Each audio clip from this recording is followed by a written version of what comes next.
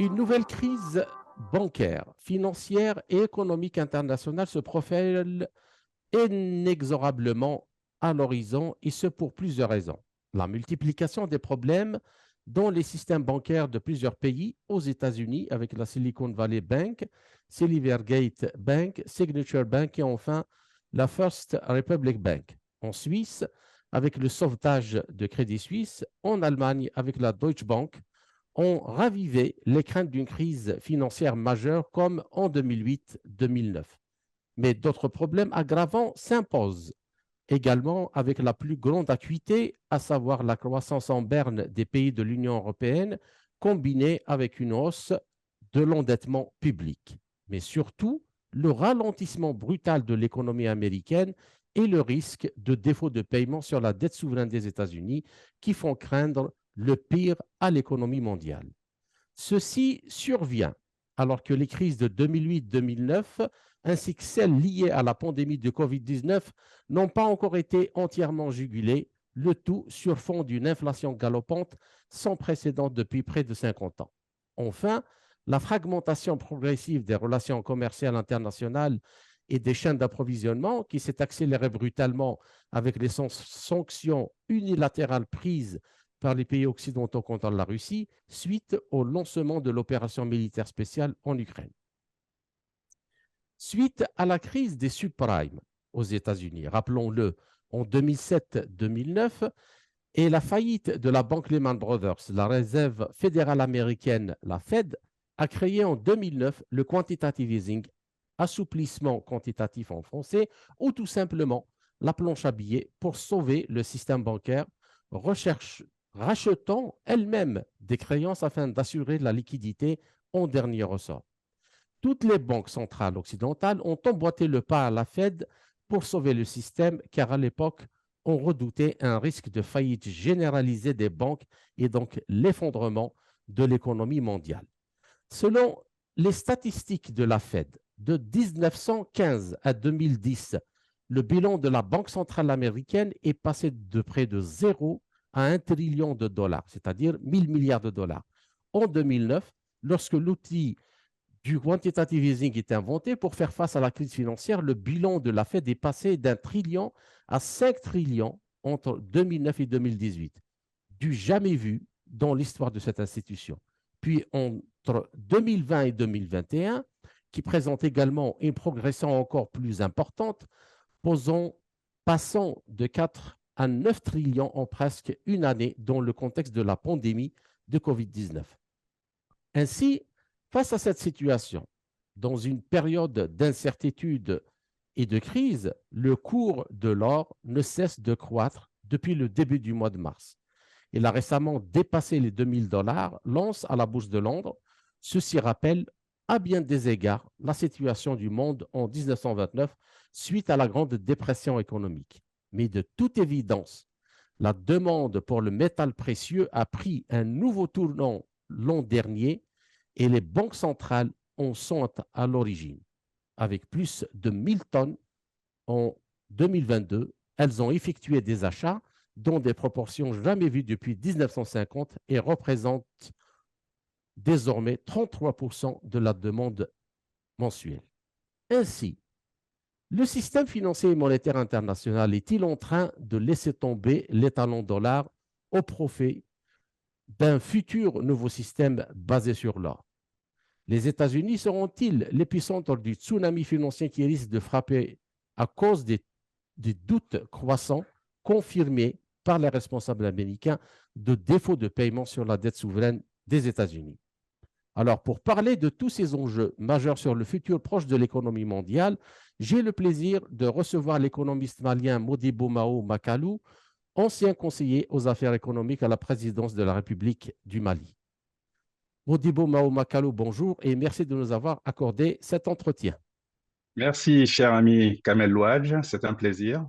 Tout le plaisir est pour nous. Alors, la première question, l'État fédéral américain est la première victime de la hausse des taux directeurs, vu qu'il n'arrive plus à financer ses déficits au fur et à mesure de l'augmentation des taux auxquels il emprunte pour rembourser ses dettes passées. Alors, plus les taux, bien sûr, augmentent, plus il faut d'argent pour rembourser les vieux crédits. L'État fédéral est dans une situation dramatique car les charges de ces remboursements ont explosé.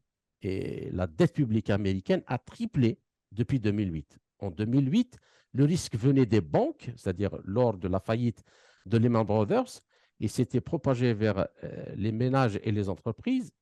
L'État était intervenu pour rétablir la stabilité de l'ensemble du système. Alors qu'aujourd'hui, le risque vient de l'État lui-même qui doit assurer la survie de l'économie et proposer un plan de relance et assumer en même temps une période de hausse des taux plus longue que prévu.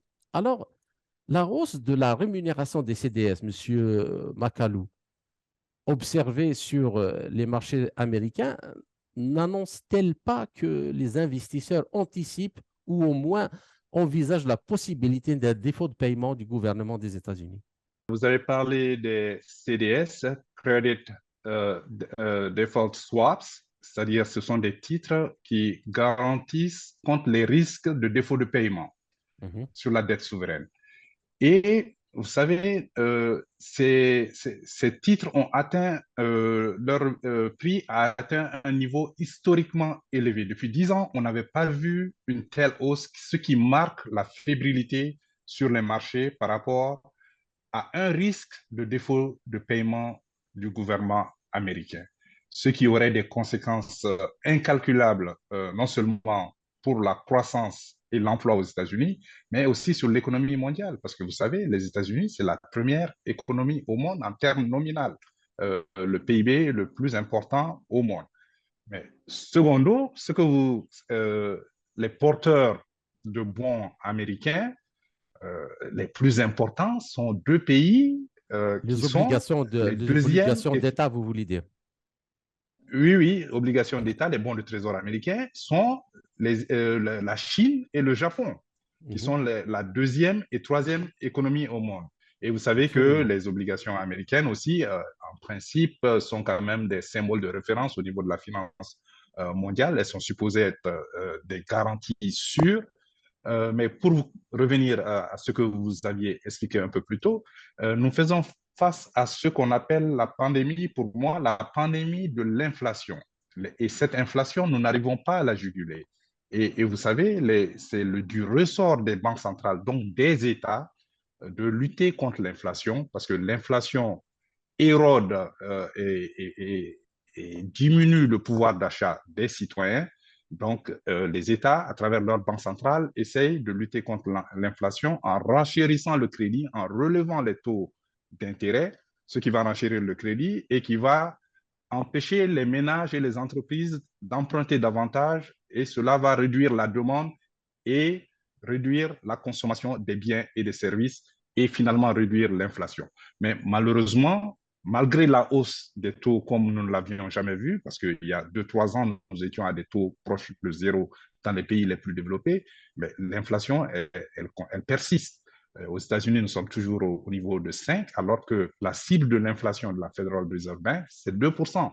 En Europe, la cible de la Banque centrale européenne est de 2%, mais nous sommes autour de 8%. Et ce qui veut dire que l'inflation persiste et que les banques centrales ont du mal et les États ont du mal à lutter contre cette inflation. Mais comme vous Mhm. l'avez dit, avec la hausse du taux d'intérêt, évidemment, la dette publique aussi augmente. La dette publique augmente et Oui, mais évidemment, justement ici, est-ce que ce n'est les pas... intérêts débiteurs uniquement, les intérêts débiteurs uniquement pour l'année dernière du gouvernement des États-Unis, c'était 775 milliards de dollars US. Donc, justement, est-ce que ce n'est pas... Parce que c'est quand même incroyable. Donc, pour lutter contre l'inflation, il faut augmenter les taux. Et quand on augmente les taux, donc le crédit augmente. Et donc, est-ce que ce n'est pas tenté d'éteindre un feu en l'aspergeant d'essence? Mais vous savez, personne ne sait comment lutter réellement contre l'inflation. Chacun y va. Moi, je pense que tout dépend de la nature de l'inflation que nous avons. Et moi, je pense que cette inflation, elle a sa raison. Il faut lutter contre les maux dans leur cause, pas dans leurs effets. Et je pense que l'inflation, en fait, ne reflète que ce qui se passe au niveau géopolitique au monde. Vous savez, les différentes crises dans les régions du monde qui ont amené la hausse du prix des hydrocarbures. Et vous savez, quand le prix des hydrocarbures augmente, eh bien, ça a un effet boule de neige sur l'ensemble de l'économie mondiale. Mais en plus de cela, ça a un effet non seulement sur les prix de l'énergie, mais sur les prix de l'alimentation et des transports, surtout des transports maritimes. 80% du commerce mondial, évidemment, se fait par voie maritime. Et aussi, sans compter les assurances, comme on le voit, les assurances sur les marchandises et toutes les assurances, par exemple, sur les crédits bancaires et sur autre chose, sur les commerces, parce que nous rentrons dans une zone de fébrilité et de grands risques pour l'économie mondiale. Mais prenons l'exemple, Monsieur Macalou. Dans les années 80, quand il y a eu la première inflation, je crois que c'était en 86 ou 80, avec Paul Volcker.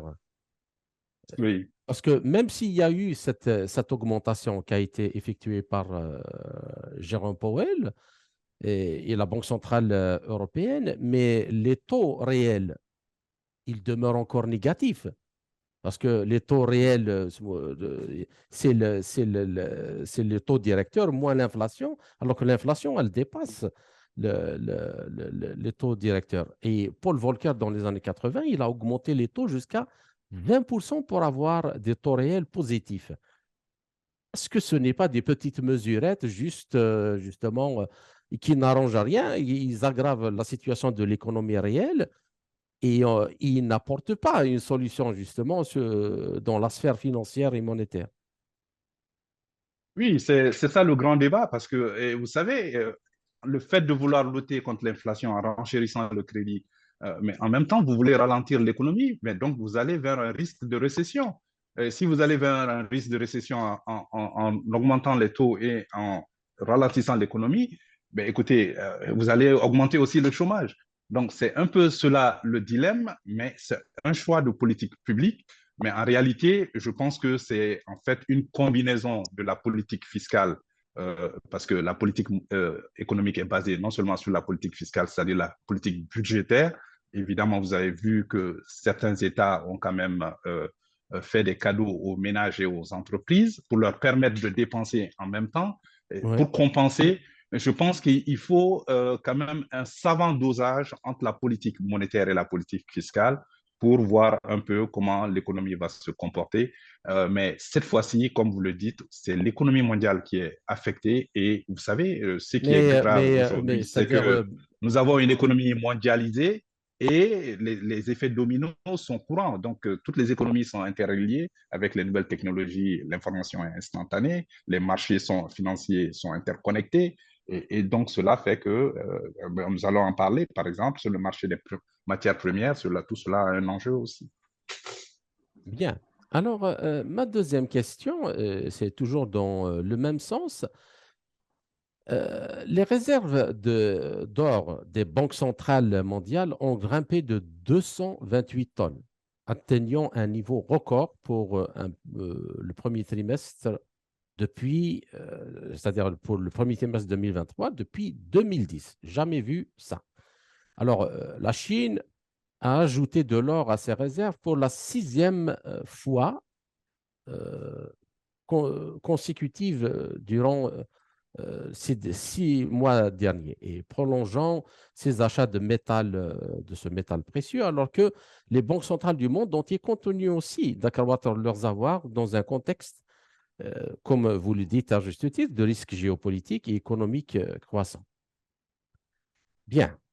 Alors, euh, cette ruée pour l'or, parce que je crois que vous serez d'accord avec moi que tout le monde sait que la Chine ne déclare pas son vrai stock en or. Elle déclare 2000 et quelques tonnes, mais les spécialistes disent qu'on n'est pas loin de presque 29 000 tonnes pour le tout, c'est-à-dire privé et public, mais pour le public, au moins 14 500 tonnes, ce qui fait que c'est 1,8 fois le stock des États-Unis. Alors, Pourquoi cette ruée sur l'or? Et si le dollar est toujours solide et que la dédollarisation est une illusion, comme l'affirme l'ensemble des défenseurs du système actuel, pourquoi les banques centrales augmentent-elles leur stock en or? Merci pour cette question. Vous savez, les réserves officielles des banques centrales sont essentiellement composées de stocks d'or et de devises.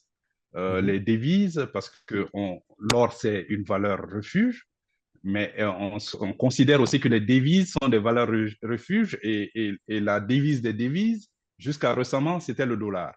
Oui, Mais vous remarquerez aussi qu'il y a quand même 20 ans, près de trois quarts des réserves officielles en devises étaient composées de dollars. Maintenant, il y a 2 ans, nous étions déjà à un peu moins de 60%. Et maintenant, avec ce risque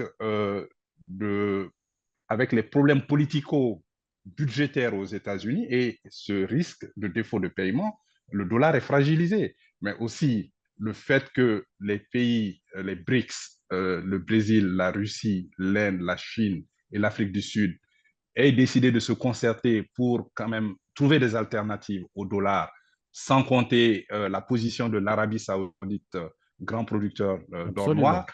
tout cela fait que maintenant, les gens sont en train de se détourner du dollar parce que le dollar est de plus en plus utilisé par le gouvernement américain comme punition contre les pays. L'Iran peut l'attester et d'autres pays aussi, le Venezuela, etc. Donc, pour se prémunir contre cela, il y a une dédollarisation qui est en cours. Mais ne nous trompons pas, le dollar est quand même la monnaie de réserve d'excellence à ce jour, parce que environ 80% des transactions internationales se font en dollars.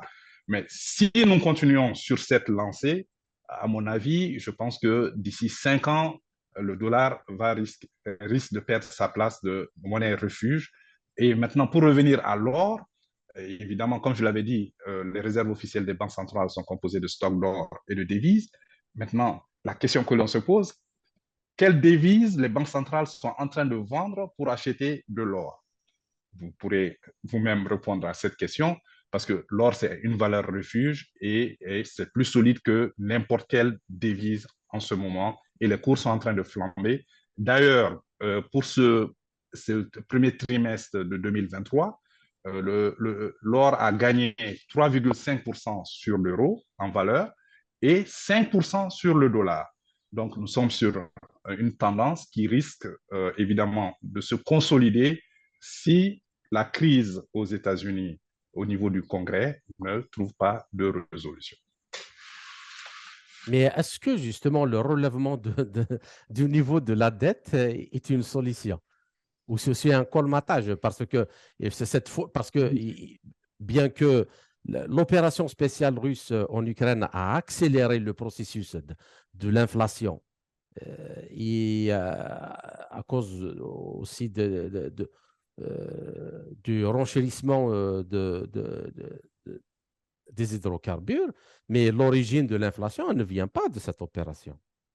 Je crois que c'est les quantitative easing est d'abord d'un côté, et puis la cherté de la transition énergétique qui a introduit une très grande inflation dans l'économie. Euh, donc, ce relèvement du niveau de la dette des États-Unis, cette folie, un jour, il va bien falloir qu'elle s'arrête. Qu'est-ce que vous en pensez? Écoutez, depuis 1960, c'est la 78e fois 78 fois déjà, ce relèvement a eu lieu. Vous savez, au niveau en matière de finances publiques, aux États-Unis, c'est le Congrès qui décide, qui vote le budget et qui le met à la disposition du gouvernement. Et il faut un accord budgétaire pour relever le plafond du budget. Et ce plafond budgétaire a été atteint le 19 janvier 2023. Il est à 31 381 milliards de dollars US. Et Oui. c'est 120% du produit intérieur brut, c'est-à-dire de l'activité économique, de la richesse nationale des États-Unis en termes nominaux. Mais vous savez, en matière de dette publique, ce qui compte, c'est la soutenabilité de la dette, votre capacité à rembourser la dette. Mais vous savez très bien que tout le monde, c'est le monde entier qui finance la dette américaine. parce que c'est la planche depuis la démonétisation en 1971, le 15 août 1971 par Richard Nixon, mais il n'y a plus de lien entre l'or et le dollar. Et c'est la planche à billets qui finance le déficit américain, de même que les acheteurs de bons de trésor des obligations Ah ouais. américaines. Donc l'Amérique est en train de marcher à crédit depuis très longtemps et ce relèvement, évidemment, la polémique aux États-Unis en ce moment, c'est qu'une quarantaine de sénateurs américains se sont réunis cette semaine et ont publié un communiqué dans lequel ils disent qu'ils sont prêts à relever ce plafond budgétaire, mais à condition qu'il y ait des coupes budgétaires, c'est-à-dire un peu d'austérité. Évidemment, cela va en droite ligne de la bataille électorale qui se profile à l'horizon de l'année prochaine. Comme vous le savez, le président Joe Biden est candidat à sa propre élection et il ne veut pas procéder à des comptes parce que cela n'est jamais populaire. Et les républicains aussi veulent se positionner par rapport à ces élections en lui faisant faire des compromis, y compris adopter des mesures impopulaires. Donc, cette bataille va continuer, mais attention, parce qu'il y a une date limite pour le relèvement du plafond budgétaire. C'est le 5 juin Mhm. 2023. Mais, Monsieur Macalou, le relèvement des taux de la Fed et de la BCE, justement, a fait chuter la valeur des obligations émises par les États-Unis. Et alors que, justement, ces obligations d'État sont le pilier central et le mur porteur du système financier et monétaire international. Je crois que la réglementation Absolument. prudentielle BAL 1, 2 et 3 impose justement aux banques d'en avoir dans leur compte. Mais le relèvement du taux met beaucoup de banques dans des difficultés énormes, comme nous l'avons vu, la faillite des trois ou Oui. quatre banques déjà, et avec le risque de contagion vers les banques européennes. Alors, dans ce cas de figure, est-ce que vous pensez que la faillite est envisageable pour de nombreux acteurs financiers qui pourraient se retrouver en difficulté des deux côtés de l'Atlantique? Et le risque de contagion est-il vraiment faible, comme le martèlent certains responsables européens? Oui, le risque est présent, mais vous savez, la décision politique a été prise d'éteindre le feu. Et vous avez vu que les banques régionales sont sauvées aux États-Unis et tous les dépôts sont assurés, ce qui n'est pas la norme. C'est-à-dire que je pense que la décision politique qui a été prise de part et d'autre, en Europe et aux États-Unis, et vous savez qu'il y a eu une grande concertation récemment de la Banque centrale d'Angleterre, de la Banque du Canada et de la Federal Reserve et de la BCE et de la Banque nationale suisse. Tout cela, en fait, pour quand même que les banques commerciales n'aillent pas en faillite. Pour le moment, ce sont les banques régionales qui ont des difficultés, mais les États ont décidé de soutenir les banques. Vous avez suivi ce qui s'est passé avec la Deutsche Bank, même si les fondamentaux sont en place, mais elle était fortement menacée. Mais l'Allemagne étant la première économie européenne, on ne pouvait pas se permettre que la Deutsche Bank soit en difficulté et la BCE, la Banque centrale européenne, est intervenue. Donc maintenant, ce qui se passe, euh, je vous ai dit que nous avons une économie mondialisée et que interconnectée. Donc les systèmes financiers sont liés les uns aux autres et l'information est instantanée. Donc maintenant, avec les difficultés que connaissent non seulement les États au niveau de la dette publique, mais si nous avons en plus l'économie qui est en train de ralentir et donc le chômage en train d'augmenter, si nous avons des faillites au niveau du système financier, ben, ça va poser d'autres problèmes. Mais inévitablement, avec la hausse des taux d'intérêt, le système financier, le système boursier et autres vont connaître des difficultés. Parce que, évidemment, les obligations souveraines des grands États et surtout les pays à faible revenu et les pays émergents vont connaître des difficultés parce que les capitaux sont en train de quitter ces zones pour les Mhm. pays les plus industrialisés et les plus riches et pour aller se réfugier dans des sanctuaires, si je puis m'exprimer ainsi, financiers, c'est-à-dire les obligations souveraines des grands États. où on est sûr qu'on sera remboursé. Mais même cela n'est pas sûr parce que ce qu'on voit aux États-Unis, bien vrai que ce qui se passe aux États-Unis est exceptionnel et a des causes politiques, uniquement politiques. Mais je pense que ça va se résoudre parce que les conséquences seront incalculables, comme je l'avais dit auparavant.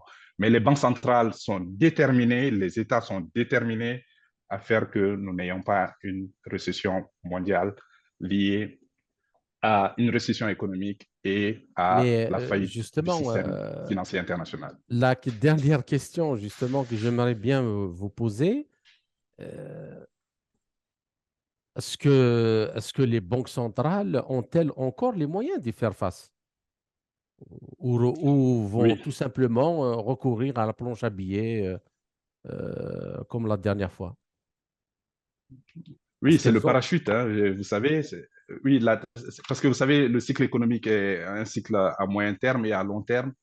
Et c'est, quoi qu'il en coûte, c'est l'impression que j'ai, que politiquement, ce qui a été décidé, quoi qu'il en coûte. Et cette politique, au niveau de la politique monétaire, c'est de financer la lutte contre l'inflation jusqu'à ce qu'elle s'estompe et qu'ils vont continuer à euh, augmenter les taux et en même temps utiliser la politique fiscale aussi, mais en même temps, vous savez que les déficits budgétaires sont en train de grandir et la dette publique aussi est en train d'augmenter. Mais je pense que c'est la dette publique qui va faire les frais de cela, mais je pense que le financement par la politique monétaire sera de mise partout dans le monde pour lutter contre cette inflation. Mais cela, justement, comme vous le dites, il va certainement augmenter l'endettement public. Et encore l'aggraver, alors qu'il y a beaucoup de pays qui sont déjà asphyxiés par cette dette publique. Et si l'on prend l'endettement public, enfin l'endettement global dans le monde, ça fait quelques mois, il a atteint plus de 300 000 milliards de dollars. C'est 350 fois, 350% le PIB du monde. PIB mondial. Oui, Est-ce oui. que cette dette est remboursable? Et si l'on continue à l'augmenter, est-ce que ce n'est pas assassiner l'économie mondiale, ce qui reste enfin de l'économie mondiale? Mais c'est géré pas dans le bilan des banques centrales et c'est géré à terme. Donc, c'est ça le quoi qu'en coûte. En réalité, on repousse. Je vous ai parlé du cycle économique à moyen et long terme. Et donc, on repousse dans l'avenir, dans le futur, tous les problèmes de paiement de la dette en Mhm. attendant qu'il y ait un léger milieu pour l'économie. Et c'est cela qui va se passer parce qu'il n'y a pas d'autre alternative en ce moment et cette dette mondiale va continuer à s'accroître, mais les dirigeants, à travers leur banque centrale, vont mettre ça dans leur bilan et le repousser dans l'avenir. Mais c'est une bombe à retardement, comme vous l'avez souligné. D'accord. Maintenant, Sal, pour justement avancer dans cette direction, l'endettement, il va falloir quand même penser à la réduction de l'endettement public. Et, euh, et là, non seulement les États doivent faire rationner leurs dépenses, mais même les ménages. Et déjà, nous avons les ménages les plus faibles, ils sont déjà sous la pression et la pauvreté qui augmente et ainsi de suite. Est-ce que cela ne risque pas justement de provoquer des, des catastrophes sociales, hein? Oui, nous sommes entre le marteau et l'enclume. Et justement, c'est la politique fiscale qui doit survenir pour aider les entreprises et les ménages. Et c'est pour cela que certains États font des chèques, certains États font des rabattements d'impôts. Mais ces mesures fiscales doivent être prises par les États. Et malheureusement, il y a des États qui ont moins de marge de manœuvre. Et c'est un de mes combats en ce moment au niveau du système monétaire international, que les pays à faible revenu puissent avoir cet espace fiscal pour aider les entreprises les plus vulnérables et les ménages les plus vulnérables. Et généralement, ce sont les jeunes et les femmes. Bon, ces grands pays, ces pays industrialisés, ont cette marge fiscale, cet espace fiscal, et peuvent augmenter leur dette indéfiniment. Mais nous, par contre, nous avons des ratios à respecter encore, alors que nous avons des difficultés, mais non seulement parce que l'endettement est en train d'augmenter, Mais si nous ne prenons pas garde, nous allons avoir des crises sociales. Non dans tous les pays, aucun pays ne sera épargné parce que je vous ai dit que le monde est interconnecté maintenant, et les entreprises et évidemment les marchés. Donc, ce problème, nous ne pouvons le résoudre que par le multilatéralisme et la coopération multilatérale. Il faut que, au niveau du système financier international, qu'on s'asseye pour trouver des solutions, tous les pays, pour qu'on trouve des solutions de commun accord. Parce que si on laisse une partie des pays sur le bord de la route, évidemment, ça risque de rattraper l'ensemble de l'économie mondiale. Donc, je pense que la politique budgétaire doit être utilisée pour soulager les entreprises et les ménages. Encore faut-il en avoir les moyens si l'endettement public est très élevé, si le déficit budgétaire est aussi important. Donc, évidemment, le financement par la planche à billets n'est pas du ressort de tous les pays parce que aussi l'inflation doit être maîtrisée. D'autant Sinon, plus que le les pouvoir d'achat économistes aussi connaissent va très poser des bien ça. problèmes. D'autant plus que les Pardon? économistes connaissent, j'ai dit que d'autant plus que les économistes connaissent très bien ça. C'est des choses qui ont été étudiées et mille fois analysées après ce qui s'est passé en Oui, mais 1923, surtout, 29 ou avant. oui, mais surtout la stagflation, parce que si nous avons le problème de l'emploiement, de la montée du chômage et de l'inflation en même temps, eh bien, nous allons vers un risque de catastrophe au niveau mondial. Depuis le début de l'opération militaire spéciale russe en Ukraine, l'Organisation du commerce international, centrée sur la devise américaine, la logistique de production et de transport des biens commerciaux, le réseau bancaire mondial de messagers, le SWIFT, duquel d'ailleurs la Russie et l'Iran ont été exclus, se fragmente en plusieurs autres circuits pour la commercialisation des produits énergétiques comme le pétrole et le gaz, essentiels à l'industrie occidentale, européenne en particulier. Alors, les BRICS et d'autres pays comme l'Arabie saoudite, l'Égypte, l'Algérie, d'autres pays d'Asie du Sud-Est semblent opter pour d'autres monnaies de paiement comme le rouble et autres devises nationales, ainsi que d'autres logistiques d'approvisionnement et de transport. Bien, alors, sachant que le cœur du système, c'est-à-dire en plus de ce problème des bons de trésor américains, ou des obligations d'État américaines, sachant que le système actuel euh, réside, le cœur du système réside dans la libéralisation des hydrocarbures et de leurs dérivés en dollars. Alors, cette dynamique ne pourrait-elle pas rendre toute la pyramide de l'argent qui correspond déjà aux transactions et au fonds de réserve, c'est-à-dire pour anticiper sur les ventes futures, transformer tout cela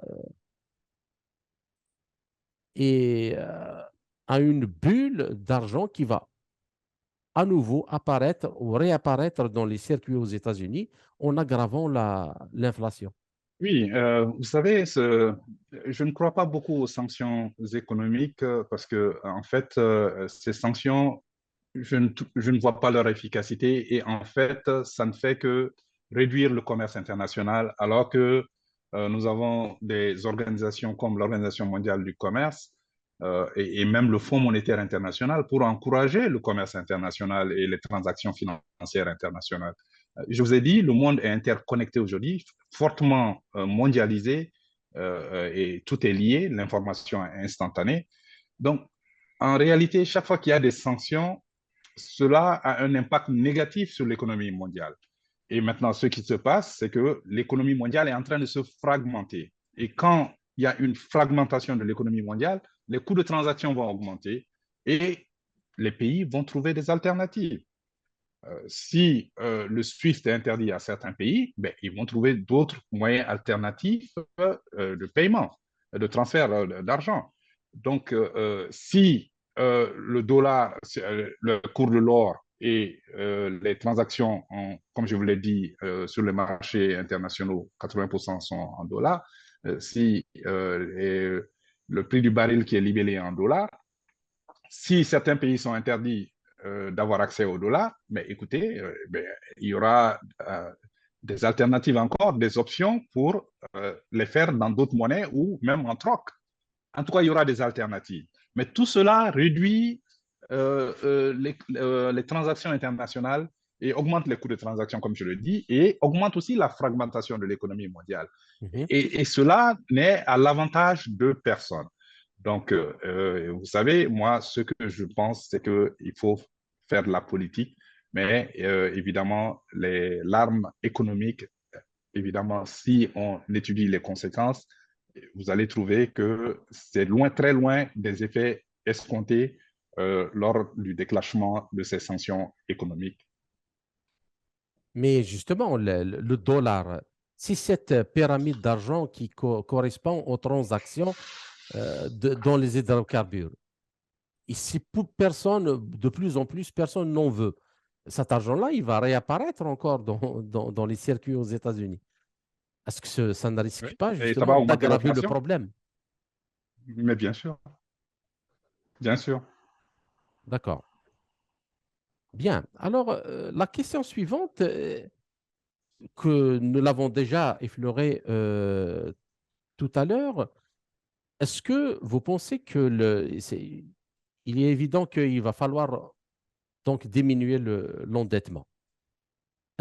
Quelle politique pensez-vous ou quelle marge de manœuvre les gouvernements ont? C'est-à-dire, on va essayer maintenant d'esquisser un peu qu'est-ce qui peut être fait justement pour que cette, cet abaissement de l'endettement en général ne se répercute pas négativement sur la vie des gens et sur l'économie réelle. À votre avis, qu'est-ce qu'il Oui, faudrait mais faire? vous savez, historiquement, l'endettement public dans les grands pays est lié au conflit armé. Chaque fois pour financer une guerre, qu'est-ce qu'on fait? On utilise la planche à billets. Mhm. Et les C'est tensions vrai. géopolitiques dont je vous parlais, moi, je suis pour quand même l'amélioration de la coopération multilatérale, le renforcement du multilatéralisme, que les pays s'asseyent autour d'une table pour discuter, trouver des solutions. Mais les conflits armés ne résolvent rien. Ceux qui encouragent les conflits armés et qui fournissent des armes, qui achètent des armes pour les fournir à des belligérants ou qui encouragent des guerres ici, là, je pense que tout cela peut poser des problèmes. Et évidemment, chaque fois qu'il y a un conflit quelque part, ça prend de l'argent d'un côté de l'économie pour l'amener vers un autre côté de l'économie. Et l'économie de guerre, en ce moment, il faut vraiment que nous fassions attention parce que c'est ça qui contribue à alourdir la dette publique et aussi à faire en sorte que l'économie soit moins florissante dans le monde. Parce que si nous devrions, et il est d'ailleurs constaté que les pays qui font le plus de commerce entre eux ont généralement tendance à ne pas avoir de conflit entre eux. Mais évidemment, il y a toujours certains pays qui tirent avantage de ces conflits et évidemment, nous devons faire attention à ce que, parce qu'aujourd'hui, comme je vous l'ai dit, nous sommes dans un village planétaire évidemment, les conséquences des conflits peuvent se propager. Euh, comme le disait Machiavel, on sait quand est-ce qu'on commence la guerre, mais on ne sait jamais quand est-ce qu'elle se termine. D'accord. Donc, dans ce cas de figure, Monsieur Macalou, je crois que vous serez d'accord avec moi que la monnaie a toujours été un objet de géopolitique, pas juste un lien Absolument. avec la monnaie, c'est l'outil par excellence de la géopolitique. Alors, la crise actuelle fait que, justement, comme vous le soulignez à juste titre, et c'est dans la bouche de beaucoup de dirigeants de ce monde, l'économie de guerre. Emmanuel Macron, par exemple, l'a dit plusieurs fois, nous sommes en guerre, nous sommes dans une économie de guerre. Il n'est pas le seul à l'avoir dit. Et les dépenses militaires, justement, du monde, dans le monde entier, selon le Centre de recherche sur la paix de Stockholm, en 2022 ont explosé, ont atteint des chiffres absolument, un chiffre astronomique jamais vu depuis la fin de la Seconde Guerre mondiale. Qu'est-ce que vous voyez dans ça? Est-ce qu'il y a Mais des oui, risques? non, il y a des risques, mais vous voyez, que ce soit, vous voyez, c'est en Afrique qu'il y a le plus de conflits dans le monde. Nous avons 55 pays en Afrique et vous regardez la carte de l'Afrique, aucune région de l'Afrique n'est épargnée par des conflits. Mais vous avez des conflits en Europe, vous avez des conflits un peu partout dans le monde. il y a des tensions, même quand il n'y a pas de conflit, il y a des tensions géopolitiques, mais c'est l'absence de conflit, c'est l'absence de guerre, mais c'est en réalité des conflits par pays interposés. Je pense que cet état de situation, euh, comme je l'ai dit, il faut renforcer la coopération multilatérale et il faut réformer les institutions internationales. Par exemple, les Nations Unies, on se rend compte que Absolument. vraiment, c'est un système désuet qui ne sert plus la paix mondiale, qui est partiale, et où les pays africains, par contre, ou certains pays, les pays africains n'ont aucune voix en dehors de l'Assemblée générale. Évidemment, les discussions sont en cours pour que l'Afrique ait une voix au Conseil de sécurité, même si on a une voix au Conseil de sécurité, est-ce qu'on aura un droit de veto? En tout cas, je pense que ces institutions internationales, que ce soit sur le plan de la gouvernance mondiale, les institutions de Bretton Woods qui ont été quand même créées en juillet 1944, l'année prochaine, ça va faire 80 ans que ces institutions ont été mises en place. Les Nations Unies ont été aussi créées à la suite de la Société des Nations à la fin de la Seconde Guerre mondiale. Tout cela, le monde a beaucoup changé. Le monde a beaucoup changé. La dynamique au niveau des populations a basculé vers l'Asie et l'Afrique. Et vous savez, aujourd'hui, vous avez 1,4 milliard d'Africains. Et l'Inde vient de surpasser la Chine de quelques têtes. L'Inde a 1,4 milliard d'habitants et la Chine a 1,4 milliard d'habitants. Donc, vous voyez, sur à peu près les 8 milliards de personnes que nous sommes sur Terre, évidemment que la démographie est en train de tout changer, mais il faut quand même rééquilibrer tout cela. Je pense que c'est en faisant cela, en changeant, en allant vers un nouvel ordre mondial où euh, il y aura un dialogue inclusif, participatif, représentatif, cela va amener la diminution des conflits et nous pourrons consacrer ces ressources économisées au développement durable, c'est-à-dire au progrès économique, au développement humain et à l'environnement, à la préservation de l'environnement, parce que c'est un challenge, un défi énorme aujourd'hui, euh, la transition énergétique. Et évidemment, cela aussi amène pour quand même sécuriser les ressources pour la transition énergétique pour l'avenir. Cela aussi amène des conflits autour des minéraux et des ressources naturelles. Donc, il va falloir que vraiment nous trouvions la solution, mais cela va amener quand même une réforme de la gouvernance mondiale, qu'elle soit plus équitable, plus inclusive. D'accord. Bien. Alors, depuis le début de l'opération spéciale russe en Ukraine, l'émergence du monde multipolaire, prôné depuis plusieurs années par le président Poutine et les autres chefs d'État, au moins ceux qui font partie des BRICS, s'est accéléré. Et c'est clairement, on commence à voir des lignes de fracture entre deux mondes, l'un qui veut un monde multipolaire et multilatéral, comme vous dites, et le monde occidental qui continue donc dans la même logique de domination qu'avant. Alors, dans ce monde, d'abord, je voudrais d'abord avoir votre avis euh, sur l'économie russe. Est-ce que vous pensez qu'elle est résiliente? Est-ce que vous pensez que elle tient encore le coup? Elle a réussi à déjouer les sanctions? Et puis, quelle est la place de l'Afrique? Comment voyez-vous la place de l'Afrique dans ce monde? L'Afrique, que vous dites, bien sûr, est un monde, est un continent qui va avoir absolument sa place, euh, mais il faut encore que les Africains le veuillent bien. Oui, ce que vous venez de dire est très important, la question est très importante. J'ai constaté, en tout cas personnellement, que depuis février 2022, lorsque l'opération spéciale a été déclenchée, comme vous le dites, j'ai constaté que les effets des sanctions n'ont pas atteint les résultats. Euh, et que je pense qu'il y a eu mal donne et qu'il fallait quand même tenir compte que la Russie, c'est quand même la 12e économie du monde. C'est le pays le plus vaste au monde, 17 millions de kilomètres carrés. Et que même si la population est d'environ 150 millions, tout cela fait que la Russie dispose de ressources naturelles importantes. Et elle a, je crois, 18 pays qui l'entourent. Mais surtout, ce qui vient de se passer, moi, je vois, comme je vous l'ai dit, quand je vous ai dit que la démographie a basculé, à travers les BRICS, la Russie a renforcé son commerce non seulement avec la Chine, qui est la deuxième économie mondiale, mais aussi avec l'Inde, qui est la cinquième Absolument. économie mondiale. Voilà. Bon, donc vous voyez que maintenant l'Afrique du Sud, non, je veux dire l'Arabie Saoudite demande à rejoindre les BRICS, l'Argentine demande à rejoindre les BRICS, l'Égypte, qui est la deuxième économie mondiale africaine, demande à rejoindre les BRICS, mais l'Algérie aussi, qui a une puissance au niveau de l'économie, qui est, je crois, la cinquième économie africaine, demande à rejoindre les BRICS.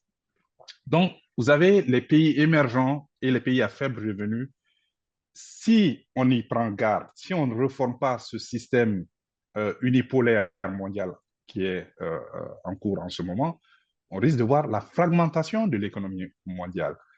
Et comme vous l'avez dit, l'économie russe, elle est résiliente. Elle est résiliente. La Russie est grande productrice de pétrole, de gaz, mais aussi de céréales et d'intrants agricoles.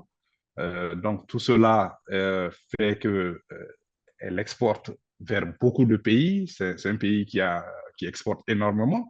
Mais aussi, il y a des pays européens qui sont entièrement dépendants de leur approvisionnement en gaz, par exemple, vis-à-vis de la Russie, l'Allemagne et l'Italie, Et par exemple, maintenant, et qui ont actuellement, protesté par rapport à, même la nourriture, même les oui, la céréales. nourriture, et D'ailleurs, il puis y a autre un chose. Et puis, problème sur la oui, reconduction de l'effet l'accord sur, et de l'effet des l'accord. sanctions, Ouais. est en train de se faire ressentir. Et l'inflation, même en Europe occidentale, est un peu liée à tout cela. C'est ce que je n'ai pas voulu dire directement la dernière fois.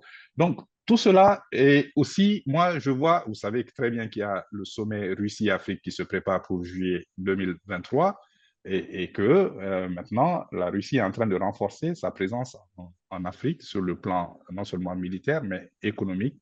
Euh, et, et maintenant, vous savez aussi que la Chine est le premier partenaire commercial de l'Afrique.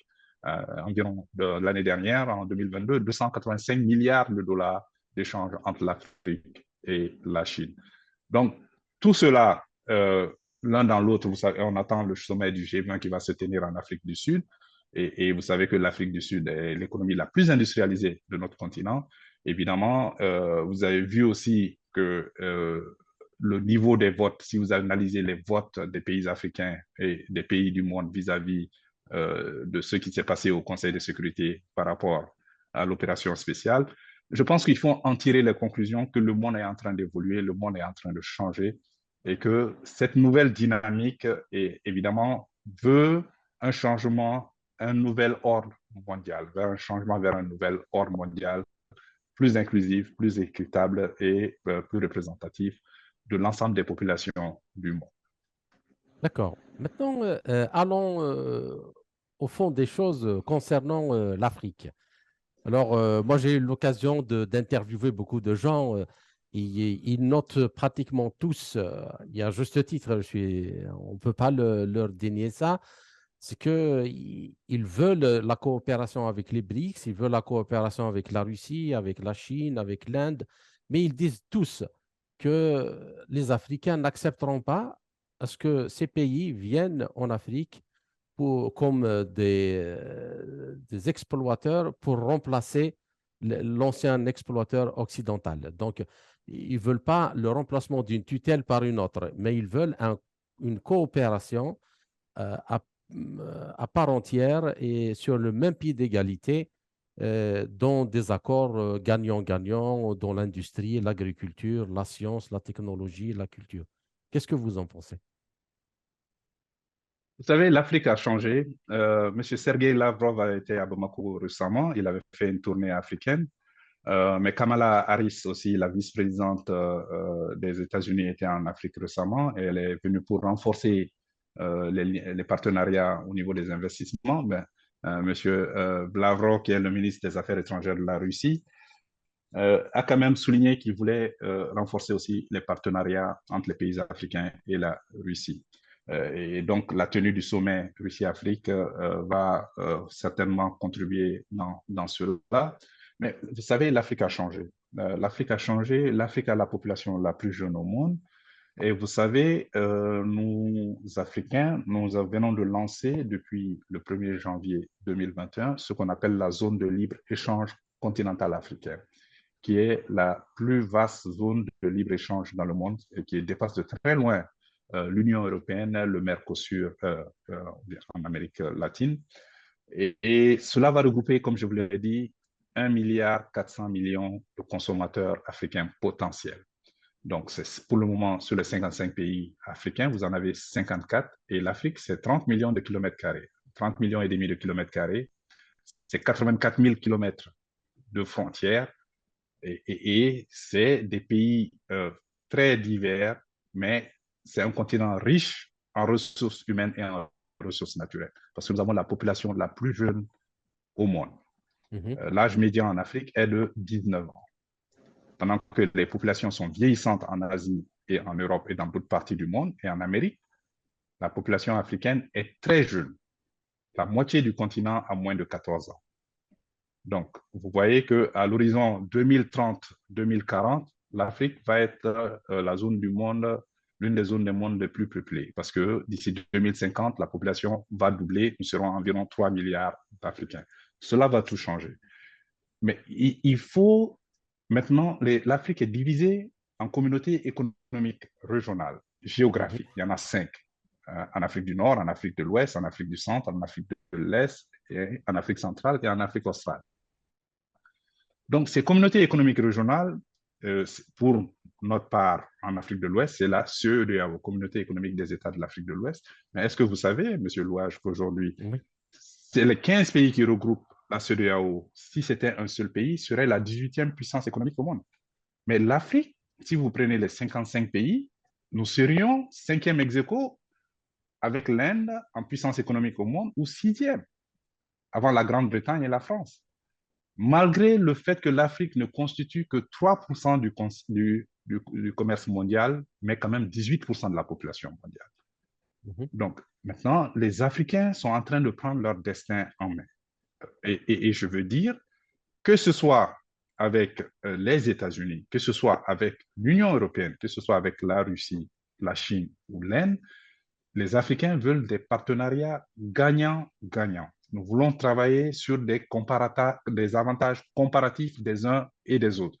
Et tout cela, il y a une vision africaine à l'horizon 2063, l'agenda 2063 de l'Union africaine, où l'Afrique a défini sa vision et ses priorités stratégiques. Et donc, c'est dans cela que nous allons travailler avec les uns et les autres, mais les Africains ne veulent servir de faire valoir pour qui que ce soit. Nous voulons des partenaires honnêtes, des partenaires qui nous respectent et des gens qui veulent travailler dans le sens du partenariat. Pour asservir l'Afrique, ça c'est terminé. La jeunesse africaine ne se souvient pas de la colonisation et elle ne veut être colonisée par personne. Et aujourd'hui, je pense qu'avec cette jeunesse qui va augmenter indubitablement et qui maîtrise bien les outils des nouvelles technologies, parce que vous savez, nous traversons la 4e révolution industrielle, mais l'Afrique doit d'abord faire sa première révolution industrielle, la révolution agricole, se nourrir. Et là, nous comptons quand même sur des pays comme la Russie aussi, pour nous aider avec les terres arabes que nous avons, qui constituent 65% des terres arabes non cultivées dans le monde. Mais l'Afrique n'arrive toujours pas à se nourrir elle-même d'abord. Et ça, c'est un défi que nous devrions relever en même temps que la paix et la sécurité. Mais nous voulions des partenariats gagnants-gagnants. D'accord. Le message, j'espère qu'il est bien arrivé. Alors, on est à quelques semaines du sommet justement Russie-Afrique qui va se tenir à Saint-Pétersbourg fin juillet. J'espère d'ailleurs vous rencontrer là-bas. Est-ce que vous, en termes justement d'industrialisation, de production de l'eau, parce que c'est un problème quand même qui est pénible dans beaucoup de pays, on a notamment ceux du Sahel, en Afrique subsaharienne, et l'énergie, et puis l'agriculture. Est-ce que vous avez des attentes particulières par rapport justement dans ces domaines, euh, dans ce sommet Russie-Afrique? Oui, vous l'avez dit, l'eau, c'est la vie. Vous savez, avec les changements climatiques, nous en avions déjà parlé, c'est une véritable calamité pour nos pays. Vous savez, en Afrique aujourd'hui, les Africains dépendent de l'agriculture pluviale à 90%. Mhm. C'est-à-dire, on attend la pluie, c'est la pluie qui constitue la base de l'agriculture. Mais avec les changements climatiques, nous n'avons plus de saison. Et vous voyez la sécheresse qui a lieu actuellement dans une partie du Sahel et dans la Corne de Absolument. l'Afrique et en Même Afrique en de Afrique l'Est, du un Nord, pays même qui est en bien Afrique du arrosé Nord. comme le Kenya. Oui, en Afrique du Nord aussi. OK. Donc, les pays comme le Kenya qui sont d'habitude bien arrosés, on connaît des difficultés énormes. Donc, Mhm. l'eau, est source de vie et évidemment, il va falloir aller vers plus d'irrigation, mais aussi les images satellitaires. Et je pense que certains pays comme la Russie peuvent beaucoup nous aider dans ce sens. Tous ces pays qui disposent des satellites, des images satellitaires, peuvent beaucoup aider dans la planification et l'identification des points d'eau aussi. Et pour qu'on aille vers la petite irrigation et l'irrigation aussi. Mais c'est-à-dire Parce que que il y a les systèmes énergétiques dont aussi dispose la Russie qui peut contribuer énormément à la production de l'eau dessalée, de l'eau de mer, c'est-à-dire le dessalement de l'eau de mer. Avec la mais ce technologie qui est, nucléaire, on peut arriver à 1 million de mètres cubes par jour par centrale. Donc, oui, oui, cela est très important, mais vous avez parlé d'énergie aussi. Mais l'énergie, l'Afrique est le continent le moins électrifié au monde. Est-ce que vous savez que les 1,4 milliard d'Africains produisent moins d'électricité que les 82 millions d'Allemands? ouais, ouais. C'est- et il y a 10 pays en Afrique qui constituent près de 80% de la production installée. L'Afrique du Nord est électrifiée à presque 100%, mais il y a encore 6 pays en Afrique qui ont un taux d'électrification de moins de 25%. Donc, il y a aujourd'hui, sans énergie, sans source d'énergie propre, fiable et à moins de coûts et moderne, évidemment, euh, ça va être difficile de s'industrialiser. Hein. Donc, et les investissements en énergie sont relativement chers pour ce qui concerne les barrages et les réseaux électriques, mais il va falloir aller vers les énergies renouvelables aussi pour renforcer quand même l'accès à l'énergie. Mais aussi, vous avez parlé de l'agriculture. L'Afrique en compte continue à importer un tiers des denrées alimentaires qu'elle consomme. C'est énorme. Absolument. Et c'est inadmissible que 60 ans après les indépendances, que nous continuions à importer alors que nous avons 65% des terres arables au monde non cultivées. Nous avons l'eau, nous avons le soleil, nous avons les bras vallées. Donc, il va falloir qu'on réforme un peu tout cela, mais il va falloir que les Africains, personne ne peut, nous ne pouvons pas constituer des partenariats si nous-mêmes, nous n'avions pas de stratégie, si nous n'avons pas de vision par rapport à ce que nous voulons obtenir avec nos partenaires.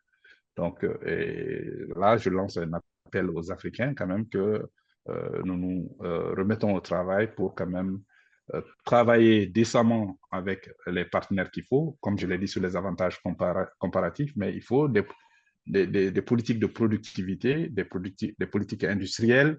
En tout cas, il faut des politiques de développement bien axées pour que nous puissions travailler avec les partenaires en fonction de ce qu'ils peuvent nous fournir et ce que nous pouvons leur fournir aussi. D'accord. Donc, mais sur le plan justement de ce partenariat, est-ce que vous pensez qu'il y a des secteurs prioritaires sur lesquels il faut vraiment axer l'effort et ces secteurs peuvent en même temps jouer un rôle d'effet de levier ou d'entraînement pour l'ensemble de l'économie, comme par exemple l'agriculture, l'eau et l'énergie, les infrastructures? Mais tout est lié, ils sont liés. Vous savez, nous avons eu un sommet sous la présidence du président Macky Sall sur le programme de développement des infrastructures en Afrique. L'Afrique a défini ses priorités en 4 domaines. Les technologies de l'information et de la communication, les transports, c'est-à-dire les corridors, les ressources souterraines en eau et l'énergie. Et donc, les projets prioritaires, il y a 19 projets prioritaires qui ont été identifiés. qui vont coûter 160 milliards de dollars US. Ce travail a été fait au niveau de l'Afrique. Mais pour aller plus loin, je pense que, comme vous l'avez dit, nous devons mener la première révolution industrielle, c'est-à-dire nous nourrir nous-mêmes et développer les agro-industries, c'est-à-dire Mhm. l'utiliser l'agriculture en transformant davantage. Parce que vous savez aussi, avec cette zone de libre-échange continentale, toutes les études ont soutenu que lorsque les Africains commercent entre eux, ils ont tendance à transformer les produits, à ajouter de la valeur. Et c'est en ajoutant de la valeur que nous arrivons à augmenter les revenus des populations africaines et aussi améliorer leurs conditions de vie. Mais vous ne pouvez pas faire ça si vous ne baissez pas les coûts des facteurs de production. La formation des ressources humaines, c'est-à-dire le capital humain, il faut que nous ayons des enseignements de bonne qualité, des programmes de formation de bonne qualité. Il faut que nous ayons l'énergie disponible. Il faut que nous ayons le capital financier. Donc, il faut qu'il y ait des zones industrielles, le capital physique, c'est-à-dire des terrains bâtis où on peut aller transformer tranquillement, des zones économiques spéciales ou industrielles, mais aussi le capital immatériel, la science, la technologie, l'innovation et la recherche, ce qu'on appelle le capital immatériel aujourd'hui, parce que nous sommes dans la quatrième révolution industrielle aujourd'hui, des services à haute valeur ajoutée.